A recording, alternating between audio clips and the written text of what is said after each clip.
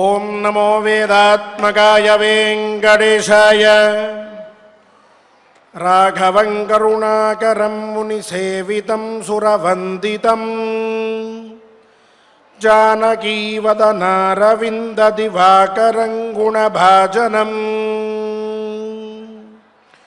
వాలిసూనుహితైషిణం హమునమత్ప్రియం కమలేక్షణం యాతు ధాన భయంకరం ప్రణమామి రాఘవకుంజరం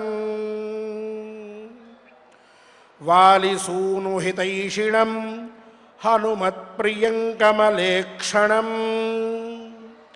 యాతు ధాన భయంకరం ప్రణమామి రాఘవకుంజరం.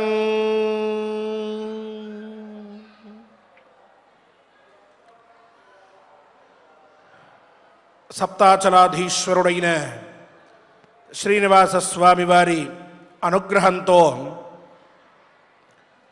అరణ్య పర్వలోని తీర్థయాత్రా పర్వ అనే పేరు కలిగిన ఉపపర్వని మనం శ్రద్ధగా వింటూ ఉన్నాం. ఆ ఉపపర్వలో మహర్షుల యొక్క చరిత్రములు, అలాగే లోకంలో మన భరతఖండంలో ఉన్నటువంటి ఎన్నో పవిత్రములైన పుణ్యక్షేత్రములు, అలాగే ఈ పాండవుల యొక్క ధర్మ తత్పరత, ధర్మ అధర్మముల మధ్య జరిగే సంగ్రామంలో ధార్మికమైనటువంటి జీవనంతో కాలాన్ని గడిపితే అది సర్వథా మనల్ని గెలిపిస్తుంది. ధర్మంతో పాటు ధార్మికమైన జీవనం, ఈ రెండూ కూడా వేరుగా చూడలేనటువంటివి, రెండూ కలిసే ఉంటాయి. కానీ ఒక చిన్న పొర ఉంది రెండిటి మధ్య. ఆ పొరని మనకి విస్పష్టంగా చూపించేటటువంటి ఇతివృత్తములు ఇవన్నీ కూడా మనం వింటూ ఉన్నాం, శ్లోకపారాయణ చేసుకుంటూ ఉన్నాం. పరశురాముల వారి వృత్తాంతం చెప్పుకున్నాం, కార్తవీర్యార్జునుడి వృత్తాంతం చెప్పుకున్నాం, తత్పూర్వం ఋష్యశృంగ వృత్తాంతం చెప్పుకున్నాం, తత్పూర్వం అగస్త్య మహర్షి యొక్క వృత్తాంతాన్ని చెప్పుకున్నాం. ఆ పైన చ్యవన మహర్షి వృత్తాంతం, అష్టావక్ర గీత, ఇవన్నీ కూడా ఎన్నో విశిష్టములైనటువంటి విషయములు ఉన్నాయి. తీర్థయాత్రా పర్వ మనం పైపైన చెప్పుకుంటూ వెళ్తూ ఉన్నాం. అంతర్లీనంగా ఒక సూత్రం దాగి ఉన్నది. దాన్ని పై కథలో మనం వినబోతాం. కొంత కథ గడిచిన తర్వాత మళ్ళీ మనం మొదటి నుంచి గమనించుకుంటూ వస్తే ఒక విచిత్రమైనటువంటి అంశం మన దృష్టికి వస్తుంది.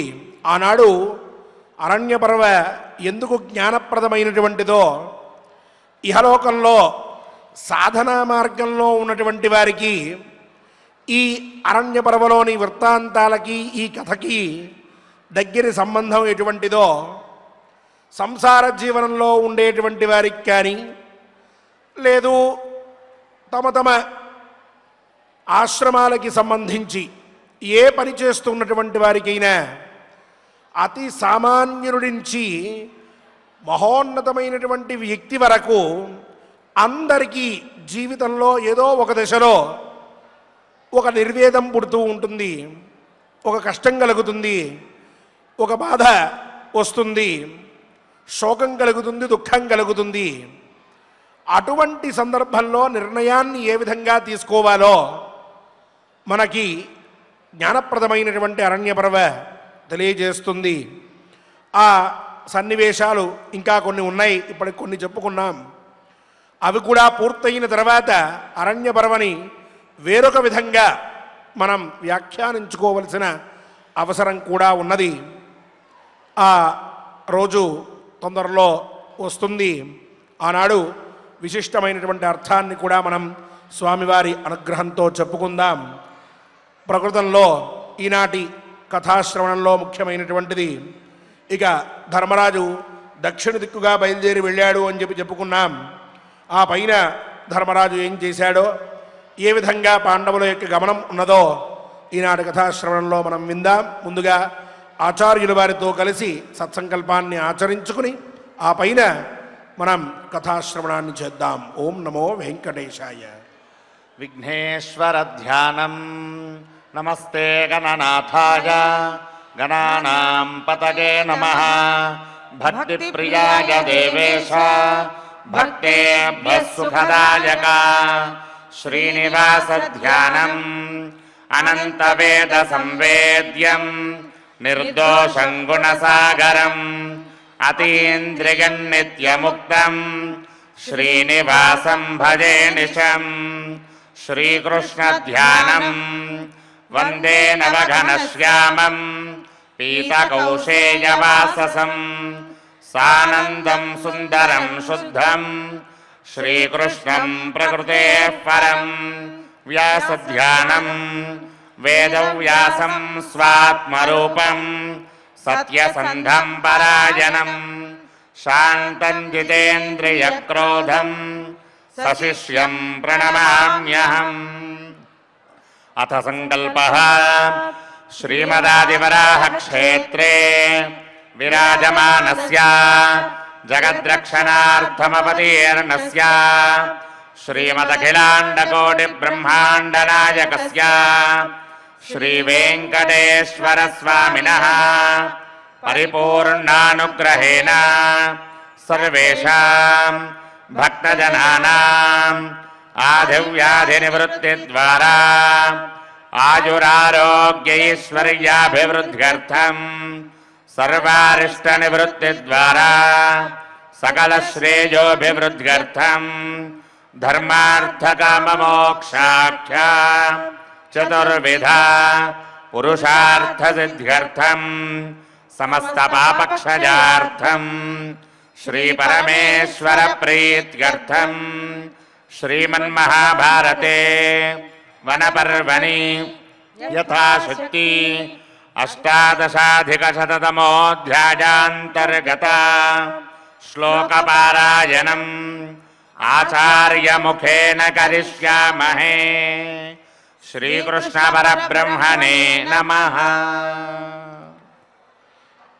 నారాయణం నమస్కృత్య నరం చైవ నరోత్తమం దేవీం సరస్వతీం వ్యాసం తతో జయముదీరయేత్. అథ అష్టాదశాధికశతతమోऽధ్యాయः. వైశంపాయన ఉవాచ గచ్చన్ సతీర్థాని మహానుభావః పుణ్యాని రమ్యాణి దదర్శ రాజా సర్వాణి విప్రైరుపశోభితాని క్వచిత్ క్వచిత్ భారతసాగరస్య.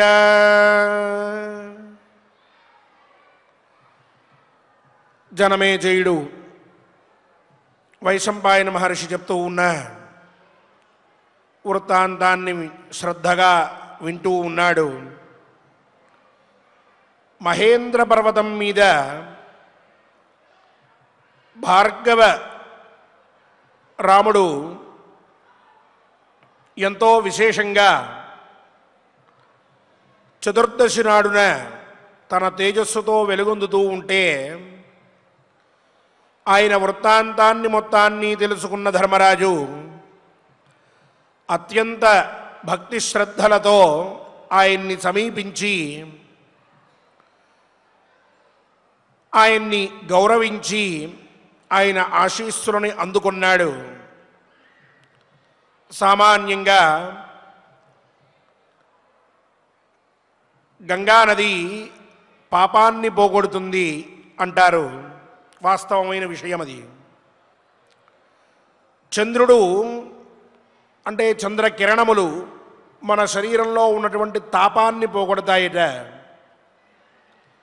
మనలో ఏదైనా దైన్యత ఉంటే, దైన్యం అనగా ఒక లోటు ఉన్నట్లయితే దానిని కల్పతరువు కల్పవృక్షం తీరుస్తుందట. గంగా పాపం శశీతాపం దైన్యం కల్పతరుస్తథ అన్నారు. అయితే పాపం పోగొట్టుకోవాలి అనంటే గంగ దాకా వెళ్ళి స్నానం చెయ్యాలి.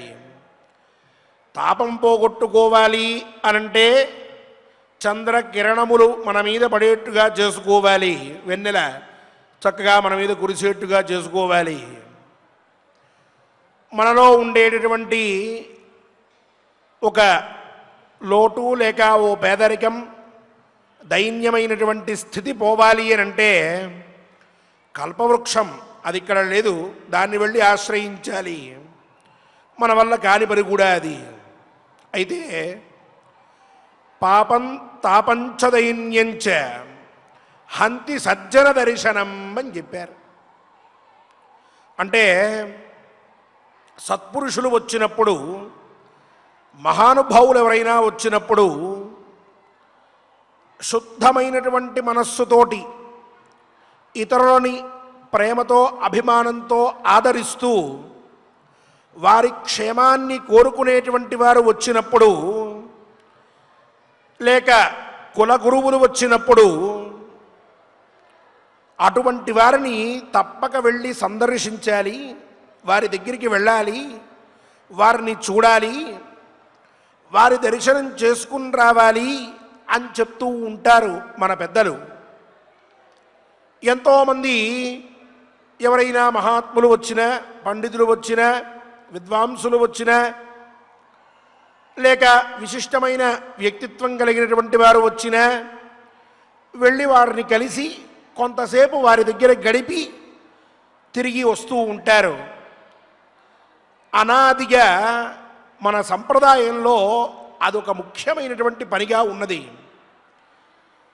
ఈ మహాత్ములు వేరొక ప్రాంతంలో ఎక్కడైనా ఉన్నా అటువంటి వారి దగ్గరికి ఎంతో దూరంలో వారు ఉన్నప్పటికీ ప్రయాణం చేసి వారి దర్శనం చేసుకుని కొద్ది క్షణాల పాటు వారిని ఆనందంతో చూచి కొంతసేపు వారి ఆశ్రమంలో గడిపి తిరిగి వస్తూ ఉంటారు.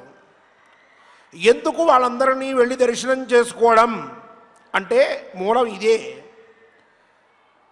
గంగానదేమో పాపాన్ని పోగొడుతుందనుకున్నాం, శరీరంలో తాపాన్ని చంద్రకిరణములు పోగొడతాయి.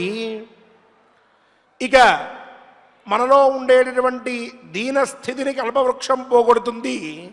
కానీ పాపం తాపంచ దైన్యంచ మనలో ఉండేటటువంటి పాపాన్ని, మనలో ఉండేటటువంటి తాపాన్ని, మనలో ఉండేటటువంటి దీనస్థితిని, ఈ మూడిటిని కూడా పోగొట్టేటటువంటిది ఏమిటి అని అంటే సజ్జన దర్శనం అన్నారు. మహాత్ములు ఎవరున్నారో వారిని దర్శించుకోవడం వలన ఈ మూడు కూడా పోతాయ్యా.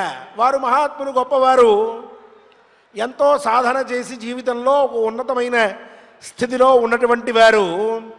అటువంటి వారి దగ్గరికి వెళ్ళి కొంత సమయం గడిపితే పవిత్రమైన భావన కలుగుతుంది మన మనస్సులో. తద్వారా పాప కర్మ నుంచి మనం నివృత్తులం అవుతాం. రెండవది, అటువంటి వారి దగ్గరికి వెళ్ళినప్పుడు వారి దగ్గర ఉండేటటువంటి వాతావరణం చూసి ఆధ్యాత్మికమైనటువంటి శోభ అక్కడ కనిపిస్తూ ఉంటే అటువంటి దాన్ని చూచిన వెంటనే మన మనస్సులో ఒక ప్రశాంతత కలుగుతుంది, తాపం పోయింది అని అర్థం. ఇక మనం ఏదైతే లేదు లేదు లేదు అని చెప్పి మనలో దీనస్థితిని మనమే కల్పించుకుంటామో అటువంటి వారి దర్శనం వలన మనం కోరుకునేటటువంటిది సత్యమైంది కాదు, ఇది నిత్యమైంది కూడా కాదు. మనం ఏదో ఒక చిన్న విషయం కోసం అని చెప్పి ఇది నాకు లేదే లేదే అని బాధపడుతున్నాం, ఇది కాదు మనం కోరుకోవలసింది అన్నటువంటి జ్ఞానం అటువంటి మహాత్ముల యొక్క మాటల్లో మనకు కలుగుతుంది. ఆ మాటల వల్ల మనం ఆ విధమైన ప్రేరణ పొందగలం. తద్వారా మనలో ఉండేటటువంటి దైన్య స్థితి కూడా, దీనస్థితి కూడా పోతుంది. ఇలా ఈ మూడింటినీ పోగొట్టేటటువంటిది మహాత్ముల యొక్క సందర్శనం అని చెప్పారు శాస్త్రంలో. ధర్మరాజు ఇప్పుడు ఆ పని చేశాడు. పరశురాముల వారిని కలవాలి అని అనుకోవడం, ఆయన సందర్శనం చేసుకోవాలి అని అనుకోవడంలో ఉన్నటువంటి కారణం ఏమిటి అంటే, చేస్తున్నటువంటిది పుణ్యతీర్థ సందర్శనం. ఈ పుణ్యతీర్థ సందర్శనం దేనికి అంటే, ఎత్కించిత పాపలేశం ఉన్నట్లయితే అది పోయి శుద్ధత కలగాలి అన్న తాత్పర్యం. దానికోసమే, అందుకోసమే ఇంత పని చేస్తున్నాడు ధర్మరాజు. అలాగే ఓ తాపం కూడా ఉన్నది. రాజ్యమంతా వాళ్ళు తీసేసుకున్నారు, అడవుల పాలు చేశారు, చాలా కష్టాలు పడుతున్నాం అనుకున్నటువంటి వాడు, ముఖ్యమైనటువంటి వాడు, సమర్థుడు, యోగ్యుడు, అన్ని విషయముల్లో కూడా ప్రావీణ్యం కలిగినటువంటి వాడు, మా ఐదుగురిలో కూడా ఉత్తముడు, మా అందరికీ కూడా ముఖ్యుడు, మమ్మల్ని అందరినీ కాపాడేవాడు, శ్రీకృష్ణ పరమాత్మకి ప్రియుడు, సాక్షాత్తు నరస్వరూపుడు అయినటువంటి అర్జునుడు మా దగ్గర లేకుండా వెళ్ళిపోయాడే అనేటటువంటి తాపం కూడా ఉన్నది. ఇక రాజ్యమంతా పోయి భోగములన్నీ వెళ్ళిపోయిన తర్వాత దీనస్థితి శాశ్వతంగా వచ్చి కూర్చున్నది. ఇటువంటి మూడు కూడా పోవాలి అంటే మహాత్ముల సందర్శనం చెయ్యాలి. అందుకనే మహేంద్ర పర్వతం మీద ఆనాడు అక్కడే ఉండి చతుర్దశి నాడు పరశురాములు వారి దర్శనం చేసుకుని ఆయన్ని పూజించి ఆయన అనుగ్రహం సంపాదించి ఈ మూడు కూడా పోయినాయి అనేటువంటి భావన పెట్టుకుని తిరిగి మళ్ళీ తన యొక్క పనిలో తను ప్రవృత్తుడవడానికి దక్షిణ దిక్కుగా బయలుదేరి వెళ్ళాడు ధర్మరాజు. అలా దక్షిణ దిక్కుగా ప్రయాణం మొదలుపెట్టాడు. అలా బయలుదేరి వెళ్తూ ఉన్నాడు. ఎందుకంటే ఈ మహాత్ములను సందర్శించడం అంటే ఇందుకోసం అని చెప్పారు పెద్దలు. దాన్ని ఆచరించి చూపించాడు ధర్మరాజు. ఇక ప్రయాణం కొనసాగుతూ ఉంటే గచ్చన్ స తీర్థాని మహానుభావ పుణ్యాని రమ్యాని దదర్శరాజ. ఆ ప్రయాణం ఆరంభించి మళ్ళీ నడుస్తూ వెళ్తూ ఉంటే, అలా వెళ్తూ ఉన్నటువంటి వాడైన ధర్మరాజు పుణ్యములు రమ్యములు అయిన అందంగా ఉండేటటువంటి పుణ్యాన్ని ఇచ్చేటటువంటి ఎన్నో తీర్థములని ఆ ధర్మరాజు చూశాడు. జనమేజయ అని చెప్తున్నారు వైశంపాయన మహర్షి. అలాగే సర్వాణి విప్రైరుపశోభితాని. ఇక ఇలా ఆయన దక్షిణ దిక్కుగా వెళ్తూ ఉంటే ఓ దగ్గర అత్యద్భుతమైనటువంటి ఆశ్రమం. ఆ ఆశ్రమంలో ఎంతోమంది మహానుభావులు అక్కడ కూర్చుని హోమం చేస్తూ ఉన్నారు. అక్కడే గోవులు ఉన్నాయి. ఆ గోవుల వల్ల ఆ ప్రాంతానికి ఇంకొంత శోభ కలిగింది. కొంతమంది పిల్లలు అక్కడ కూర్చుని వేదాన్ని పఠిస్తూ ఉన్నారు, ఇంకొంతమంది తపస్సు చేస్తూ ఉన్నారు. ఇలా మనసు ఒక్కసారిగా ఆ వాతావరణాన్ని చూచేటప్పటికీ ఉప్పొంగిపోతూ ఉన్నదిట. శోభాయమానమైనటువంటి ఆ ప్రాంతముల్ని చూసేటప్పటికీ ఎంతో ఆనందం కలుగుతోందట ధర్మరాజుకి. అటువంటి ఎన్నో సుందరములైనటువంటి తీర్థములని ధర్మరాజు సందర్శిస్తూ అలా అలా బయలుదేరి వెళ్తూ ఉన్నాడట. సవృత్తవాంస్తేషు కృతాభిషేక సహానుజ పార్థివపుత్రపౌత్ర సముద్రగాం పుణ్యతమాం ప్రశస్తాం జగామ పారీక్షిత పాండుపుత్ర. ఇక అలా ప్రయాణం కొనసాగిస్తూ ఎక్కడైతే విశిష్టమైన తీర్థం కనిపిస్తున్నదో వెంటనే బయలుదేరి అక్కడికి వెళ్తున్నాడట.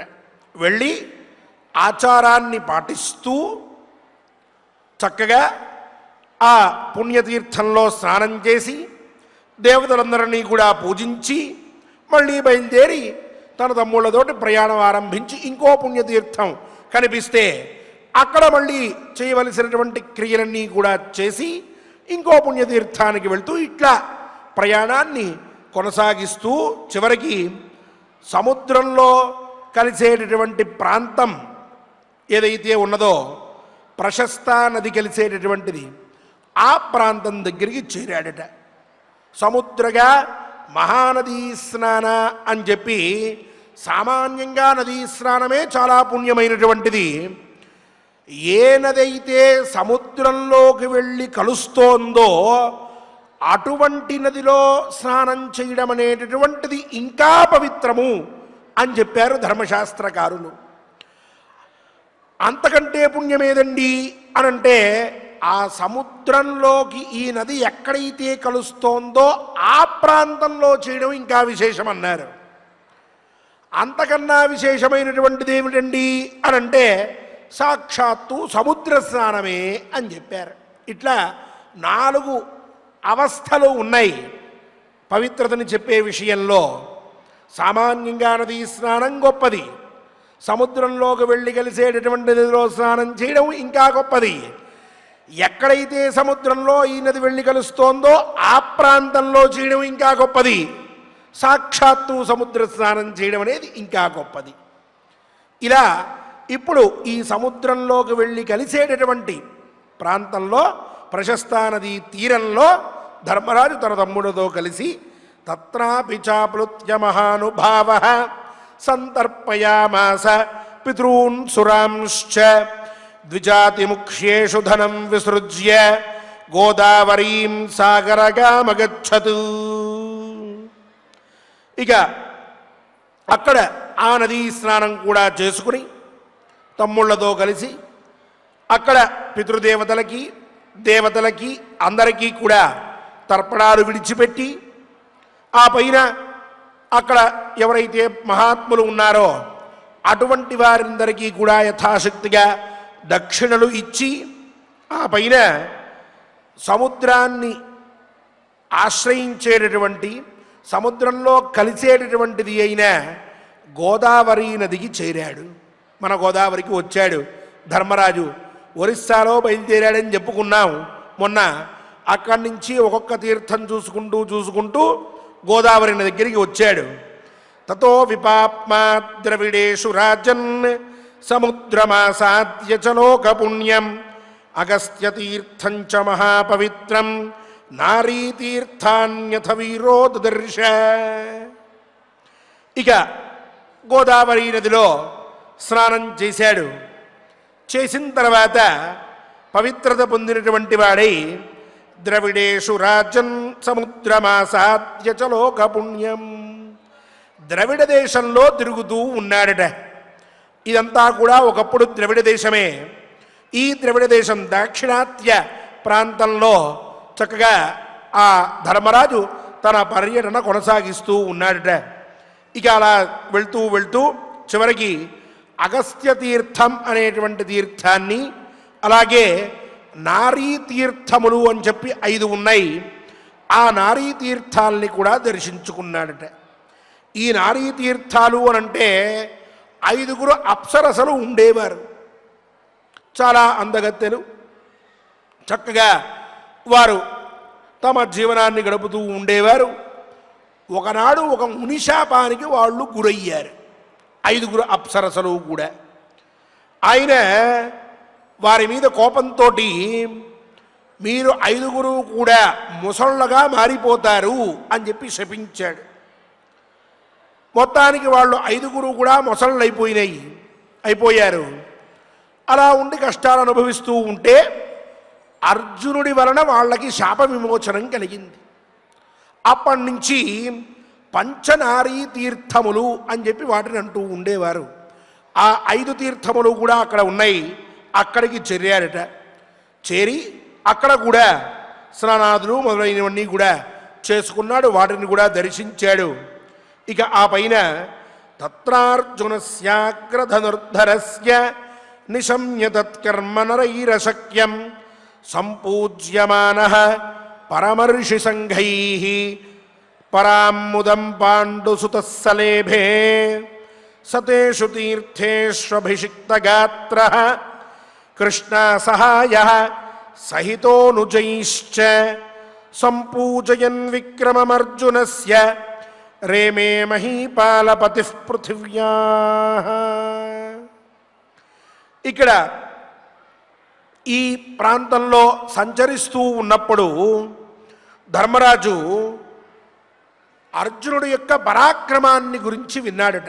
అందరూ చెప్తూ ఉన్నారు. మహాత్ముడు అర్జునుడు ఇగో ఈ 5గురికి శాప విమోచనం చేశాడు, సామాన్యుడు కాదు, అటువంటి వీరుడు భూలోకంలో లేడు, ఎంతో గొప్పవాడు, ఎంతో పరాక్రమం కలిగినటువంటి వాడు, శత్రువులకి లొంగనటువంటి వాడు అని అందరూ అంటూ ఉంటే ఆ మాటలన్నీ కూడా విని ఎంతో సంతోషపడిపోతూ తత్కర్మ నరైరశక్యం, ఇతరులెవరూ కూడా ఈ పని చేయలేరు, ఒక్క అర్జునుడే చేయగలడు అని అందరూ అంటూ ఉంటే చాలా ఆనందపడిపోయి ఈ మహానుభావుడైనటువంటి ధర్మరాజు పరాముదం పాండు సుతస్సలేభే అని చెప్పినట్లుగా ఎంతో ఆనందాన్ని అనుభవించినటువంటి వాడై తర్వాత అక్కడ ఉన్నటువంటి మహాత్ములందరూ కూడా సత్కార్యం చేస్తూ ఉంటే ఆ సత్కారాన్ని కూడా గ్రహించాడట.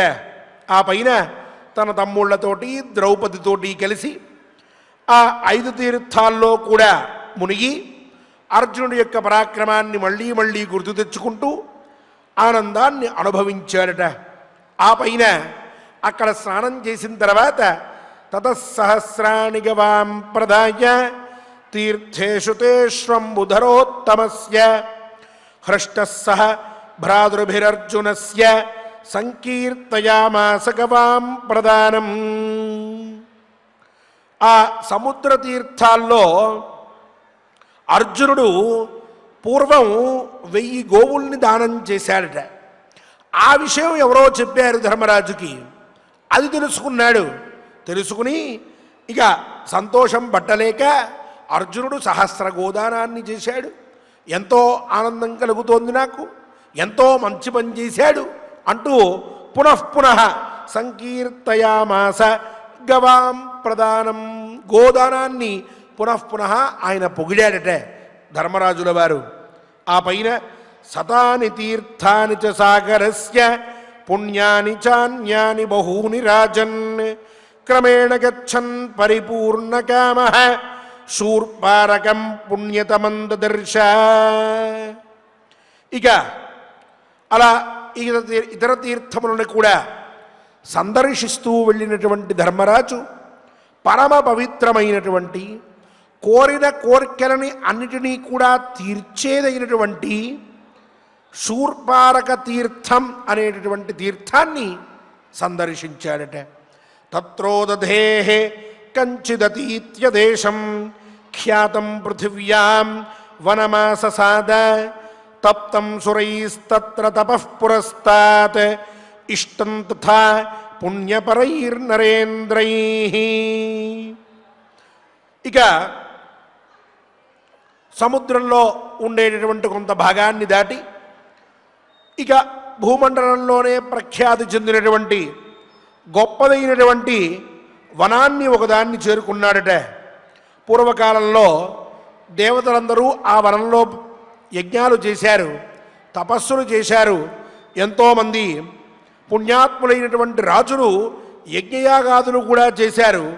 అటువంటి పవిత్రమైనటువంటి వనాన్ని చేరుకుని శూర్పారక తీర్థం నుంచి అక్కడ సతత్రతామగ్ర్య ధనుర్ధరస్య వేదీన్ దదర్శాయత పీనబాహుః రుచీకపుత్రస్య తపస్వి సంఘైః సమావృతాం పుణ్యకృదర్చనీయాం. ఆ పుణ్యమైనటువంటి వనంలో పరశురాముల వారికి సంబంధించినటువంటి బంగారుమయమైన ఒక వేదిని కూడా చూశారట. వేదికని అత్యద్భుతంగా ప్రకాశిస్తోంది ఆ వేదిక. అటువంటి వేదికను చూచి ఎంతో సంతోషపడ్డాడట. తపస్సు చేసుకునేటువంటి వారందరూ కూడా ఆ వేదికని ఆశ్రయించి ఉంటారట. పైగా అది నిత్యము పూజింపదగినటువంటి వేదిక. అటువంటి వేదికని ఈయన చూసి నమస్కారం చేసుకుని ఎంతో సంతోషాన్ని పొందాడట. ఆ పైన అక్కడే ఉన్నటువంటి దేవతలందరినీ కూడా చూచి వారందరి యొక్క అనుగ్రహాన్ని కూడా తీసుకుని ఇక శూర్పారక తీర్థానికి వచ్చి ఉన్నాడు. ఆ వచ్చిన తరువాత ప్రభాస క్షేత్రానికి బయలుదేరి వెళ్ళడం, అక్కడికి మహాత్ములు కొంతమంది రావడం, వారందరినీ చూచి ధర్మరాజు సంతసించడం, ధర్మరాజును చూసి వారు బాధపడ్డం అనేటటువంటి కథ పై శ్లోకముల యందు వివరించబడి ఉన్నది ఈ అధ్యాయంలో. రేపటి కథాశ్రవణంలో మనం ఆ విశేషాల్ని తెలుసుకుందాం. పవిత్రమైనటువంటి పుణ్యప్రదమైనటువంటి పరశురామ సందర్శనానంతరం ధర్మరాజు గోదావరి ప్రాంతంలో ఇక్కడ ఉండేటటువంటి తీర్థాలన్నీ కూడా చూస్తూ ద్రవిడ దేశంలో ఈ ప్రాంతంలో చక్కగా తన యొక్క యాత్రని ఆయన కొనసాగించాలనేటటువంటి వృత్తాంతాన్ని పునః మరొక్క మారు స్మరించుకుంటూ ధర్మాత్ములని అందరినీ కూడా రక్షించేటటువంటి స్వామివారి అనుగ్రహం కావాలని కోరుకుంటూ ఆచార్యుల వారితో కలిసి శ్లోకపారాయణం చేసుకుందాం. ఓం నమో వెంకటేశాయ. ఓం నమో వెంకటేశాయ. చక్కగా మనం ఆచార్యుల వారి ద్వారా ధర్మరాజుల వారు పరశురాముని అనేక విధములుగా పూజించి ఆయన యొక్క అనుజ్ఞను తీసుకుని ఆ రోజు మహేంద్ర పర్వతము యందే నివసించి ఆ తదుపరి దక్షిణ దిక్కును గురించి ఏ విధంగా తీర్థయాత్రలను కొనసాగిస్తూ ఉన్నారు అనేటటువంటి విషయాలను మనం చక్కగా తెలుసుకున్నాం. ఇక యథావిధిగా మహాభారత అంతర్గత వనపర్వంలో 118వ అధ్యాయంలో మొదటి శ్లోకం నుండి మనం పారాయణం చేసుకుందాం. స్వామివారి యొక్క అనుగ్రహాన్ని పొందుదాం. అథ అష్టాదశాధికశతతమోऽధ్యాయः. अष्टादशाधिकशततमोऽध्यायः. వైశంపాయన ఉవాచ. వైశంపాయన ఉవాచ. గచ్చన్ సతీర్థాని మహానుభావః. సతీర్థాని మహానుభావః. పుణ్యాని రమ్యాని దదర్శ రాజా. పుణ్యాని రమ్యాని దదర్శ రాజా. సర్వాణి విప్రైరుపశోభితాని. సర్వాణి విప్రైరుపశోభితాని. క్వచిత్ క్వచిత్ భారత సాగరస్య. క్వచిత్ క్వచిత్ భారత సాగరస్య. సవృత్తవాన్ తేషు కృతాభిషేకః. తేషు కృతాభిషేకః. సహానుజః పార్థివపుత్రపౌత్రః. పార్థివపుత్రపౌత్రః. సముద్రగాం పుణ్యతమాం ప్రశస్తాం. పుణ్యతమాం ప్రశస్తాం. జగామ పారీక్షిత. జగామ పారీక్షిత. పాండుపుత్రః తత్రాపి చాప్లుత్య మహానుభావః సంతర్పయామాస. పితॄన్ సురాంశ్చ ద్విజాతిముఖ్యేషు ధనం విసృజ్య గోదావరీం సాగరగామగచ్చత్. తతో విపాప్మా ద్రవిడేషు రాజన్ సముద్రమాసాద్య చ లోకపుణ్యం అగస్త్యతీర్థం చ మహాపవిత్రం నారీతీర్థాని. అథ వీరో దదర్శ తత్రార్జునస్య అగ్ర్యధనుర్ధరస్య నిశమ్య తత్కర్మ నరైరశక్యం సంపూజ్యమానః పరమర్షి సంఘైః పరాముదం పాండుసుతః సలేభే. సతేషు తీర్థేషు అభిషిక్తగాత్రః కృష్ణాసహాయః సహితోనుజైశ్చ సంపూజయన్ విక్రమమర్జునస్య रेमे महीपाल रेमे महीपाल पतिः पृथिव्याः पतिः पृथिव्याः ततः सहस्राणि ततः सहस्राणि गवां प्रदाय गवां प्रदाय तीर्थेषु ते स्वम्बु तीर्थेषु ते स्वम्बु धरोत्तमस्य धरोत्तमस्य पृष्ठः सह हृष्टः सह भ्रातृभिरर्जुनस्य भ्रातृभिरर्जुनस्य संकीर्तयामास संकीर्तयामास गवां प्रदानं गवां प्रदानं सतानि तीर्थानि च सतानि तीर्थानि च सागरस्य सागरस्य पुण्यानि चान्यानि पुण्यानि चान्यानि बहूनि राजन् बहूनि राजन् क्रमेण गच्छन् क्रमेण गच्छन्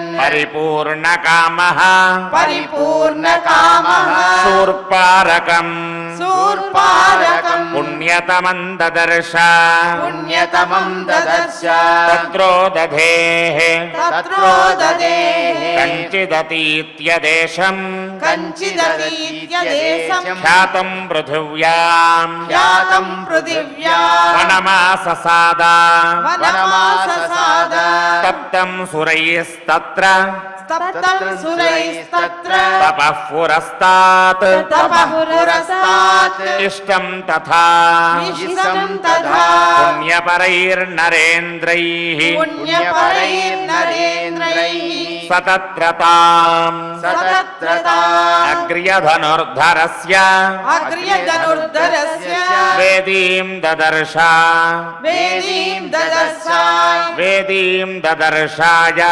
वेदीं ददर्शाय पीनबाहुः तपीनबाहुः रुचिकपुत्रस्य रुचिकपुत्रस्य तपस्वी संघैः तपस्वी संगैः समावृताम् समावृता पुण्यकृदर्चनीया पुण्यकृदर्शनीयाम् ఓం నమో వెంకటేశాయ.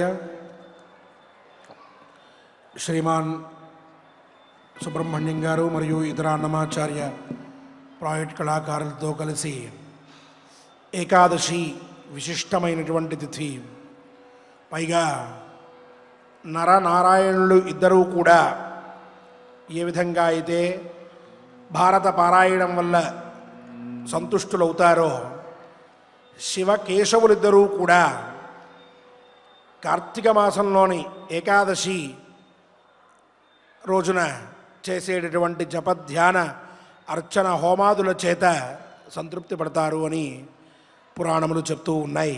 అటువంటి రోజున స్వామివారి ఎదురుగా ఇక్కడ కూర్చొని గోవిందనామాన్ని పఠించేటటువంటి భాగ్యం కలిగింది. ఇటువంటి జ్ఞానయజ్ఞాన్ని జపయజ్ఞాన్ని చేసుకునేటటువంటి భాగ్యం కలిగించిన స్వామివారికి ప్రణమిల్లుతూ అందరం కలిసి సభక్తికంగా పునఃపునః ఈ భాగ్యమిమ్మని ఆ సప్తాచలాధీశ్వరుణ్ణి ప్రార్థిస్తూ గోవిందనామ సంకీర్తనం చేసుకుందాం. శ్రీవారి భక్తి సముద్రంలో మునిగి తరిద్దాం.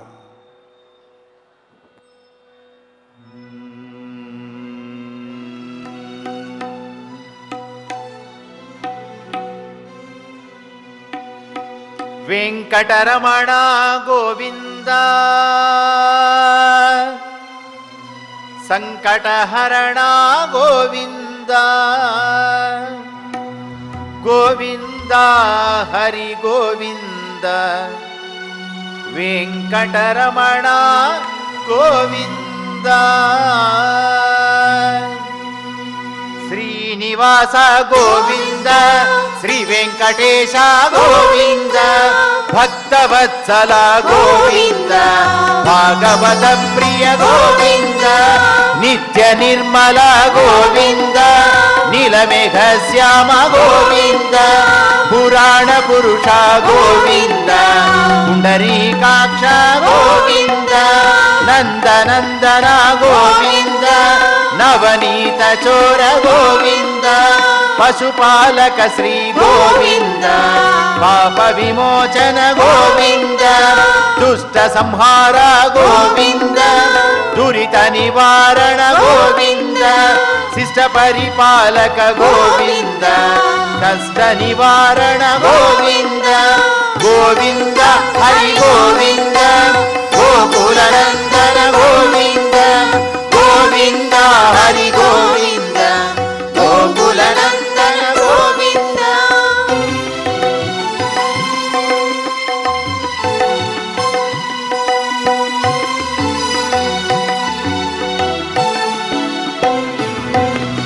వజ్రమకుటధర గోవింద వరాహమూర్తి గోవింద గోపీ జనలోల గోవింద గోవర్ధనోద్ధార గోవింద దశరథనందన గోవింద దశముఖమర్దన గోవింద పక్షి వాహన గోవింద పాండవ ప్రియ గోవింద మత్స్య కూర్మ గోవింద మధుసూదన హరి గోవింద వరాహ నరసింహ గోవింద వామన భృగురామ గోవింద బలరామానుజ గోవింద బౌద్ధ కల్కిధర గోవింద వేణుగాన ప్రియ గోవింద వెంకటరమణ గోవింద గోవింద హరి గోవింద గోకులనందన గోవింద గోవింద హరి గోవింద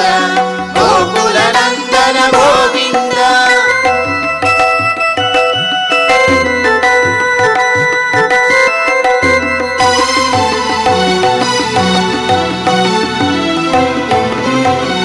సీతానాయక గోవింద శ్రిత పరిపాలక గోవింద దరిద్ర జన పోషక గోవింద ధర్మ సంస్థాపక గోవింద అనాథ రక్షక గోవింద ఆపద్బాంధవ గోవింద శరణాగత వత్సల గోవింద కరుణాసాగర గోవింద కమలదలాక్ష గోవింద కామిత ఫలద గోవింద పాప వినాశక గోవింద పాహి మురారే గోవింద శ్రీముద్రాంకిత గోవింద శ్రీవత్సాంకిత గోవింద ధరణీ నాయక గోవింద దినకర తేజ గోవింద గోవింద హరి గోవింద గోకులనందన గోవింద గోవింద హరి గోవింద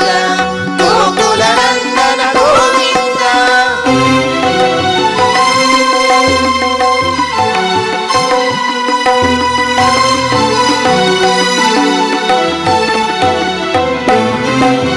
పద్మావతి ప్రియ గోవింద ప్రసన్నమూర్తి గోవింద అభయహస్త గోవింద అక్షయ వరద గోవింద శంఖ చక్రధర గోవింద సాంగ గదాధర గోవింద విరజాతిరస్త గోవింద విరోధి మర్దన గోవింద సాలగ్రామధర గోవింద సహస్రనామ గోవింద లక్ష్మీ వల్లభ గోవింద లక్ష్మణాగ్రజ గోవింద కస్తూరి తిలక గోవింద కాంచనాంబరధర గోవింద గరుడ వాహన గోవింద గజరాజ రక్షక గోవింద గోవింద హరి గోవింద గోకులనందన గోవింద గోవింద హరి గోవింద గోకులనందన గోవింద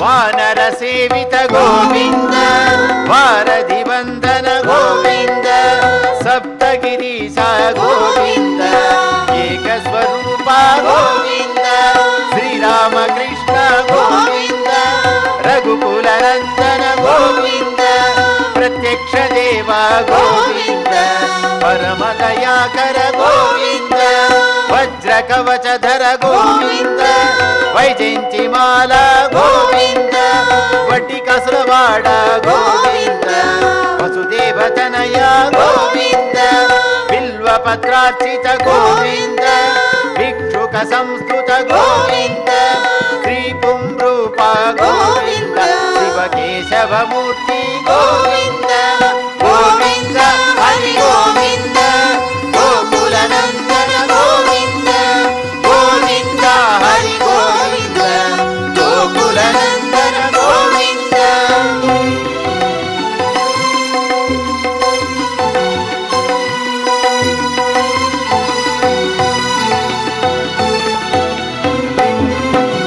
బ్రహ్మాండ రూప గోవింద భక్త రక్షక గోవింద నిత్య కళ్యాణ గోవింద వీరజనాభ గోవింద హతి రామ ప్రియ గోవింద హరి సర్వోత్తమ గోవింద జనార్దన మూర్తి గోవింద జగత్ సాక్షి రూప గోవింద అభిషేక ప్రియ గోవింద ఆపన్నివారణ గోవింద రత్న కిరీట గోవింద రామానుజనుత గోవింద స్వయం ప్రకాశ గోవింద ఆశ్రిత పక్ష గోవింద నిత్య శుభప్రద గోవింద నిఖిల లోకేశ గోవింద గోవింద హరి గోవింద గోకులనందన గోవింద గోవింద హరి గోవింద గోకులనందన గోవింద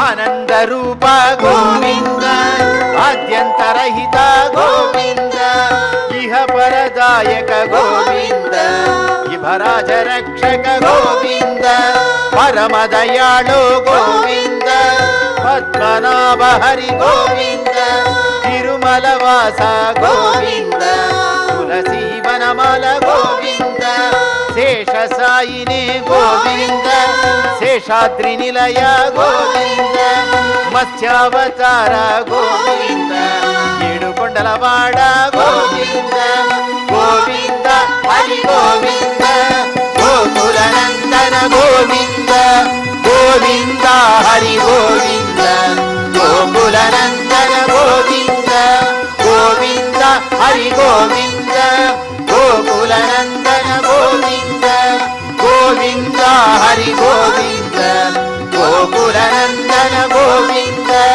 గోవింద హరి గోవింద గోకులనందన గోవింద గోవింద హరి గోవింద గోకులనందన గోవింద గోకులనందన గోవింద ఏడుకొండలవాడ వెంకటరమణ గోవింద గోవింద ఆమదముక్కలవాడ అనాథ రక్షక గోవింద గోవింద శ్రీ శ్రీనివాస శ్రీ వెంకటేశ గోవింద గోవింద గోవింద గోవింద గోవింద గోవింద